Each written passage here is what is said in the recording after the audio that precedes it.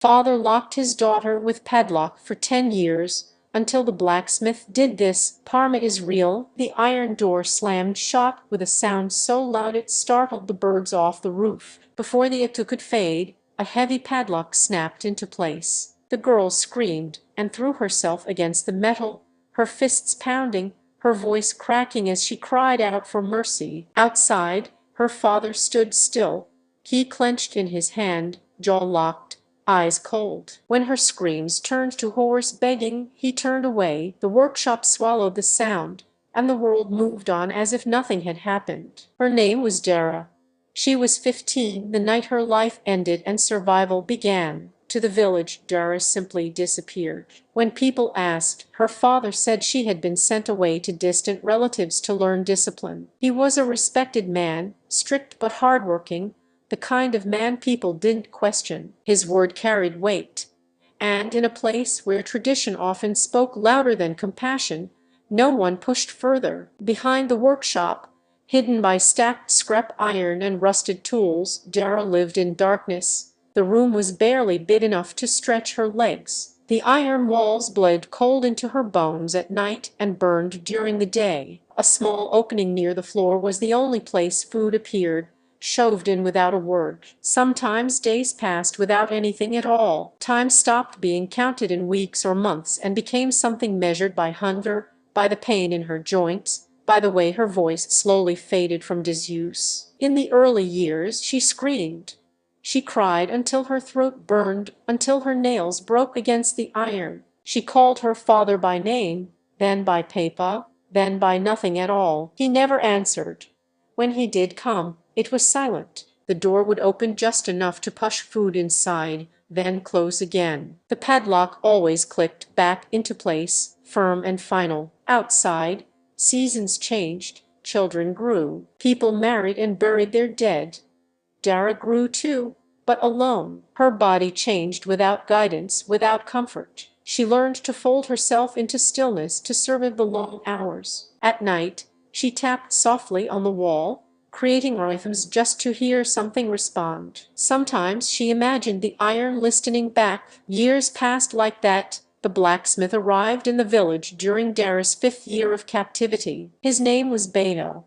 He was quiet, broad-shouldered, with hands scarred by years of working iron. He fixed plows, forged hinges, repaired locks. When something broke, people came to him, including Dara's father. The workshop door creaked open one evening as Bayo worked late, hammer ringing against metal. Dara's father stood there holding a rusted padlock. "It's sticking," he said flatly. "Fix it." Bayo took the lock, turning it over in his hand. It was heavy, well made, unusual for simple storage. He nodded and began his work. As he cleaned and adjusted the mechanism, he heard something faint, a dull tapping, rhythmic, almost like a heartbeat. He paused. The sound came again, soft, deliberate. "Do you hear that?" Bayo asked. Dara's father stiffened. "Hear what?" Bayo listened. Nothing. Silence swallowed the moment. He shook his head. Probably nothing, but the sound stayed with him. That night, as the village slept, he walked past the workshop again. The moonlight barely touched the iron walls. And then he heard it. A whisper, broken and desperate. "Please." Bayo froze. He leaned closer, heart pounding. "Hello," he whispered back. A sob answered him. "Don't go." His stomach twisted. He stepped back, fear and anger colliding inside him. He knew then that something was very wrong. Over the following weeks, Bayo paid attention. Every time he came to repair a tool or replace a lock, he listened. He noticed the food scraps near the workshop door, the fresh padlocks replaced too often, the way Dara's father never let anyone near the back of the building. One evening, while pretending to adjust a hinge, Bayo spoke softly toward the wall. "How long?" There was a long pause. Then, barely audible, 10 years. His breath caught. "Who did this to you?" "My father." Bayo closed his eyes. Rage surged through him, but he swallowed it. He knew better than to act without thought. A man like that wouldn't hesitate to silence a witness. "Can you walk?" he asked. I think so, she said. Sometimes. That night, Bayo didn't sleep. Memories he had buried clawed their way back. Years ago, his own sister had vanished after family conflict. No answers. No justice. He had lived with that regret every day. This time he would not look away. He began to plan. He fixed the padlock, but he also made a copy of the key. He documented what he could. He spoke quietly to the village elder, a man whose authority even Dara's father respected. He waited.